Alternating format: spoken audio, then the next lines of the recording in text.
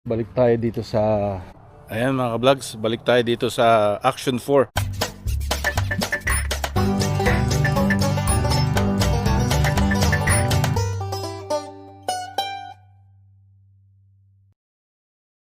Dito sa gabi na 10:30 ng gabi. Magano lang tayo rito, mag-enjoy ng hangin. Sarap sarap matulog sana sa labas Dun sa dating tinitirahan namin, nag-aano kami dun naglalagay kami ng tent sa labas. Mga ganitong panahon nun, tutulog kami sa labas sa tent. Yan. So ayan, nakabukas yung sa baba. Yung renter nga pala naka-open lang yung AC niya. Tapos kami naka-electric fan. Nag-text ako, sabi ko, please kung wala ka sa sa unit mo can you please turn off your AC? Kasi naka-on pa rin Dahil sabi niya lang, naka-low naman daw. Sabi ko, doesn't matter kasi malakas, may dito may tier 1, tier 2. Yung rate mo tataas na pagka na-meet mo na yung certain level ng electric rate. Parang sense lang naman, kaso tataas din pagka, kasi yun ang yung grid naka-maandar habang, tapos syempre kahit sense lang din yun, kung 24 hours naka-on yun that's hindi naman ginagamit, that's money down the drain So utilities dito kailangan mong i-budget talaga kasi yung rate din naman is parang nag-iiba rin, parang gas din, pati ata yung yung natural gas. Sa winter mas maraming demand, so mas rin yung rate ng natural gas, mas malaki din kasi mas maraming demand. Tapos pagka ngayong winter mababa ngayon, pero nag-equal payment kami kasi para kunwari ngayon magbayad ka pa rin ng same, sabihin natin 100 all throughout, kahit hindi mo masyado ginagamit. Pero once na nagamit mo na sa winter, yung mga natirang surplus na binayad mo yung mapupunta doon, para hindi biglaan ba, hindi ka mabigla sa utilities mo bakit napakalaki ngayon minsan pagka hindi equal billing, siguro mga 500 a month yan, 400. So ginawa ko mga 140 a month yan para equal billing. Tapos pagdating na ng around November, December, or ewan ko paano billing, basta around end of the year or start of the year parang dun nila kino-compensate kung ano yung mga, kung overpayment mo, ilalagay nila dun sa, pagka kunwari 140 yung equal payment mo every month, tapos ang nagamit mo is 200. Ayan so yan, meron kang natirang $60. Yung $60 dun sa ng mga hindi mo nagamit ngayong summer, dun mababayaran yun. So yung surplus ba, yan yun, sana na-gets nyo yung gusto kong sabihin. Ayan, so yan na muna at tayo matutulog na, may pasok pa tayo bukas umaga, alas 8. Pero mga alas 5 medyo maaraw na, dati mga alas 4 3:30 nga, medyo ano na eh, may araw na eh. Ngayon mga alas 5 yan, nakikita ko na. Pero paano na, pabago-bago na yung weather. Bukas daw is 7 degrees lower than today. Ngayon nasa 32. So bukas nasa ano lang, 26 yan, 25. So ano na, mas comfortable yan. So but I'm scared of winter. Ayan na naman, marami na naman tayong susuotin. Ayan, lagi nakasapatos, nakaboots. Ngayong summer shorts, tsinelas. Ayan, no? Parang nasa Pinas lang. So yan na muna, kita tayo bukas. The next day. Howdy! Yan. Ano ngayon, hindi masyado mainit. Hindi kagaya nung nakaraang araw. May mga heat warning. Sa ngayon, maganda naman at walang mga forest fires around the surrounding areas, no? Kaya we're lucky this year so far. So ayan. Napanood ko nga pala yung tourist to work visa na maraming nagtatanong kay Ferds TV. I just wanted to put my input about that tourist visa to work permit. Kung ako ang nasa Pilipinas na say magtuturist, pero wala akong alam na employer dito sa Canada na bibigay ng Lamia, I think it's gonna be a waste of time. Oh no. Kung mag-a-apply while here. So what I mean to say is pag plano nyo mag-tourist, I think it's good in a sense na meron ka ng alam na or kilala na employer na magsusupport sa'yo. Right? Halimbawa, may kamag-anak ka sa Canada na affiliated sa isang kumpanya. Yan, you can inquire the owner of that company,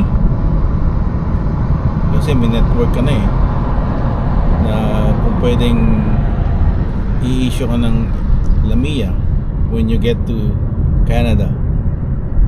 Yun ang magandang magandang way. Ibig sabihin, you see the big picture already before even coming up here. Hindi yung susugal ka na wala kang wala kang alam na kung sino ang pwede mong pagtanungan dito. So I guess what I'm saying is just be ready. So you know the big picture, right? At least mga sabihin nating 3 to 4 companies that you should know before coming here. Ang isa medyo medyo delikado pa yun na hindi ka makuha. So at least 3 to 4 employers that you should know of before going to visit Canada. So yan, yun lang. Mga vlogs, no, yung ni-request natin na palitan yung lights dito sa hallway dito sa storage. It's been over a month. I follow it up with the worker here. Sabi niya, oh okay, we're trying to get the electrician. Over a month. So It's just two bulbs, like fluorescent bulbs that they have to just replace. I don't know why it's taking long. Yeah. Hey Siri, navigate to 300 meters, turn left onto Yan mga ka-vlogs, no? Gamit natin ng car auto Apple Pay or ang tawag dito? Apple Pay ata.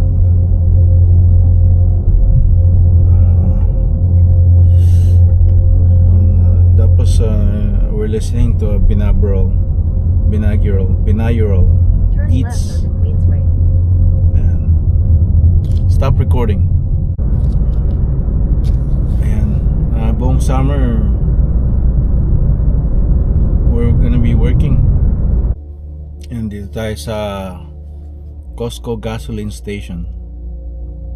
Ayan. Nagpalit ako ng ng Costco card, Mastercard. Dahil nga dun sa merong charge doon na pending na hindi ko man approve, so tumawag ako sa Mastercard security, and they changed the number totally para daw maiwasan yung charges sa future charges. So yan, nung huli nga akong pagas dito, kailangan ko ng attendant para in-explain ko sa kanya yung nangyari. Okay naman sa kanya, I guess alam niya yun. So now I have the replacement card and I have to see if I can use it here. So yun, stop recording. Yan ang ginagamit natin na Google Maps, no? Kasi sanay tayo doon, tsaka laging updated.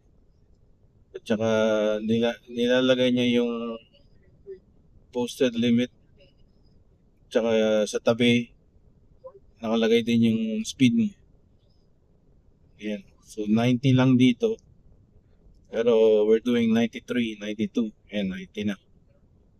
Yan. Pero I'll see if I'm gonna try Waze, kasi hindi natang gamit sa Philippines. But I never used Waze. I think I tried it before and then I uninstalled it for some reason, kasi the color is a little too funky for my eyes. I think ang daming color like this Google Maps.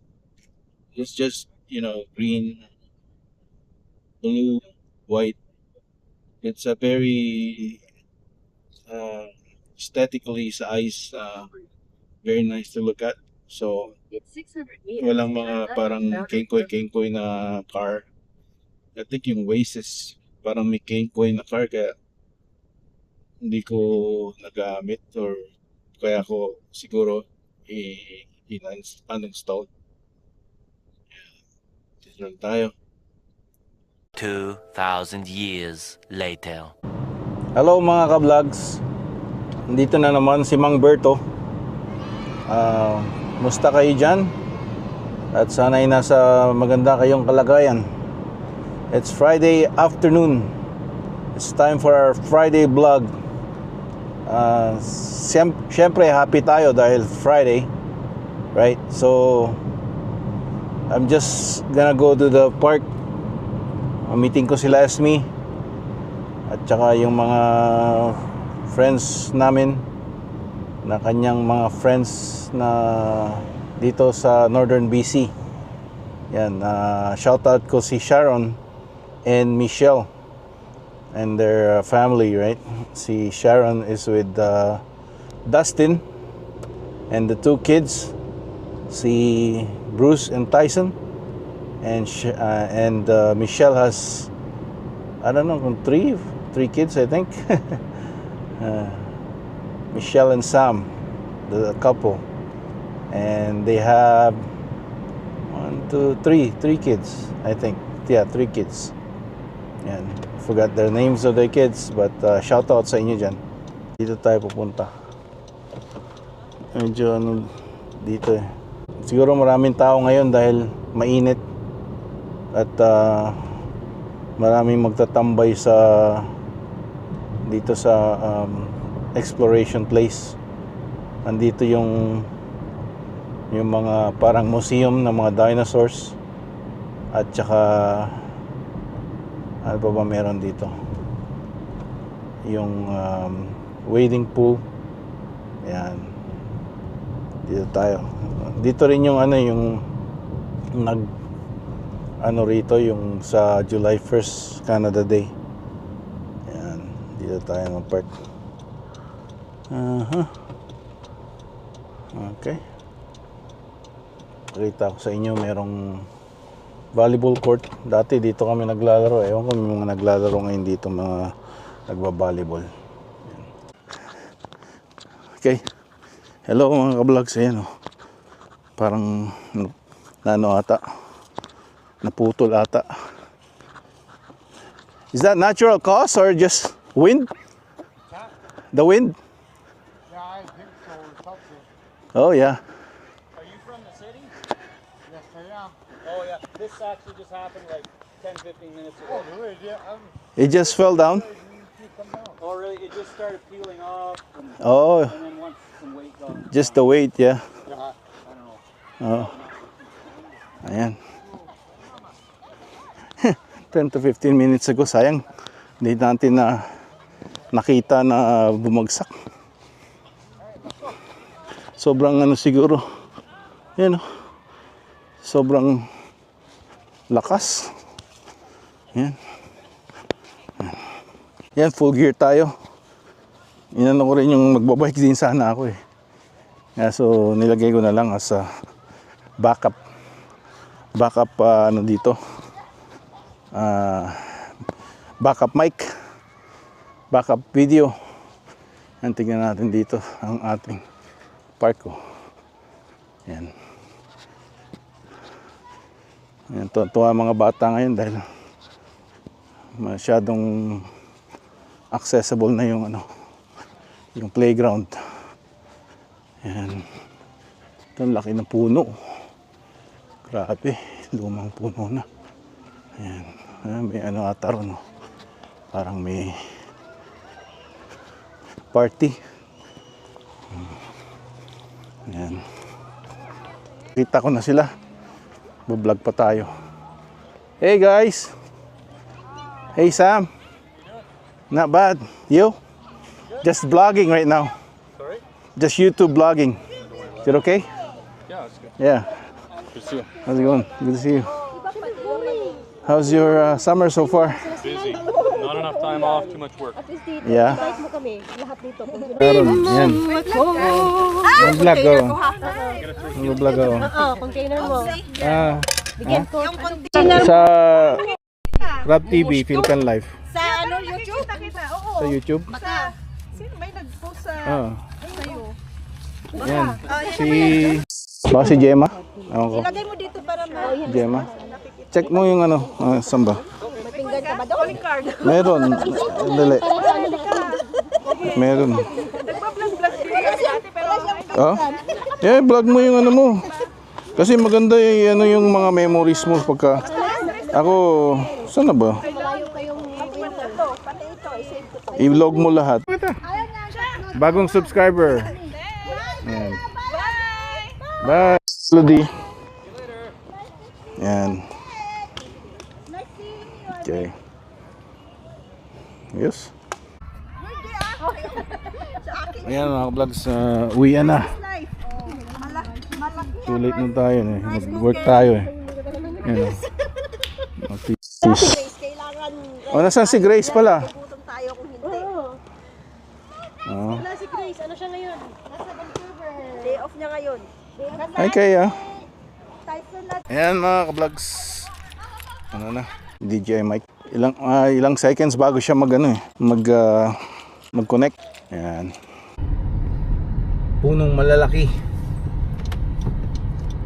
Ayan, dito tayo dito kasi Maganda dito eh. Yan o, parang teng teng teneng. Teng teng teneng. Ganda oh, yung mga puno. Maraming ganito rin sa ano eh. Alam ko eh. Mga lumang area sa ano, North York. Yan. Marami rin mga gandang ano ron, tanawin. Left na tayo dito. Ayan mga vlogs oh. May nagano ng rhubarb. Rhubarb ata to eh. Binungkal, kinuha yung ano, yung rhubarb. Grabe. Tao yan. Kinuha nila. Naka-off kasi yung voice cam ko dahil panay ang ano eh, pag kami dumadaan, panay ang announce niya na person detected, ganyan. So in-off ko. Hindi ko makakalaing ano nila, tawag nito, kinuha. Picture ko nga, post natin sa ano.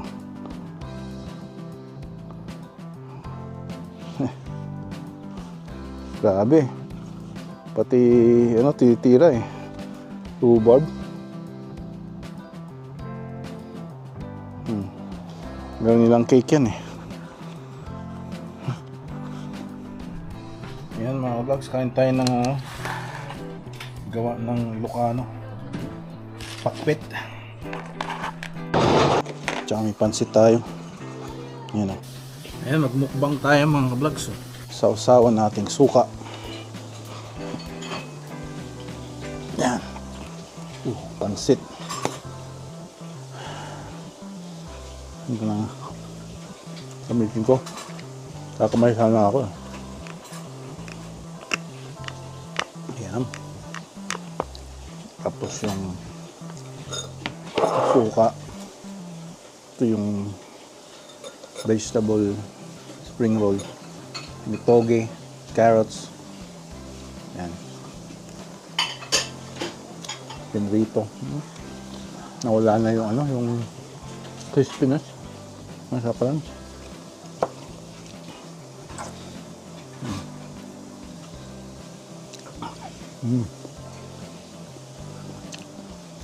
Sarap.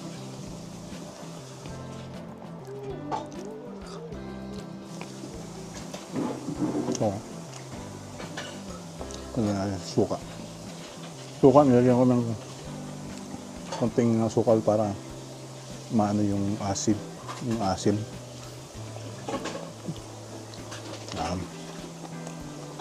Matanggal ng konti.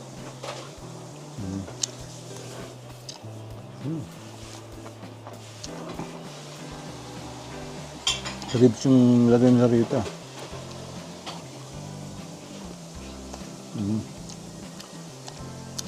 Sarap talaga pagka gulay. Pakbet. May bihon.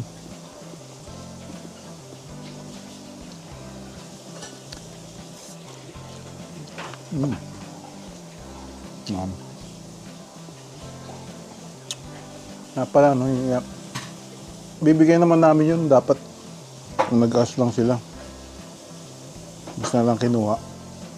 Open kasi yung ano, yung front yard, walang gate.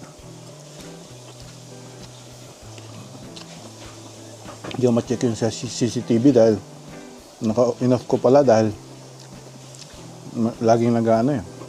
Dapat inon ko lang pala, no? Turn off ko lang yung person notification. So at least nagre-record pa rin.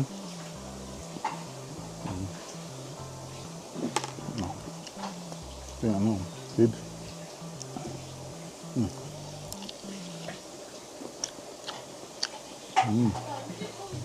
Malamnam.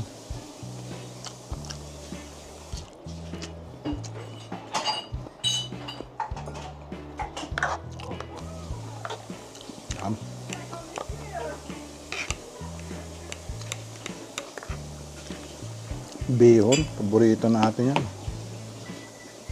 Gawa tayo ng spaghetti ulit. Tagal na hindi nakapag-spaghetti.